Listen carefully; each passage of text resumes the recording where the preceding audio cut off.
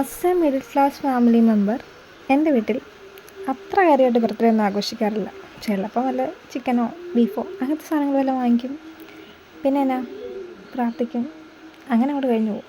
അതുകൊണ്ട് തന്നെ ബർത്ത്ഡേ വലിയ ആഘോഷമാക്കണമെന്ന് എനിക്കുമില്ല. ഇത്തവണ ഹോസ്റ്റലിലായിരുന്നു ബർത്ത്ഡേ. 28 വയസ്സ് തുടങ്ങുകയാണ്.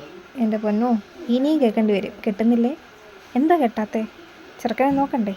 അങ്ങനെ 100 കൂട്ടം ചോദ്യങ്ങൾ. കൂടെ ഉള്ളവർ കല്യാണം കഴിച്ച് 2ാമത്തെ പ്രസവം കഴിഞ്ഞ് ദേ വീട്ടിലിരിക്കുന്നു. ഞാനിവിടെ വേണ്ടേ ആൻറ്റിയുടെ പ്ലാസ്റ്റിക് പൂവൊക്കെ തൊട്ട് നല്ലപടിയിരിക്കുന്നു.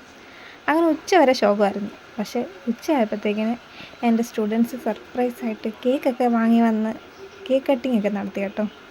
അപ്പോഴത്തേക്കിന് ഡേയും പുതിയൊരു ലൈഫും കുറച്ച് കളറായതുപോലെ തോന്നി. എന്തോന്ന് പുതിയ ലൈഫ്. ഇന്ന് കുറേ സ്റ്റാറ്റസും സ്റ്റോറിയൊക്കെ കാണും. ബാക്കി പിന്നെയും പഴയതൊക്കെ തന്നെ. നമുക്ക് ചുറ്റുമുള്ള ആൾക്കാരും സ്ഥലവും എല്ലാം. അപ്പം ബൈ.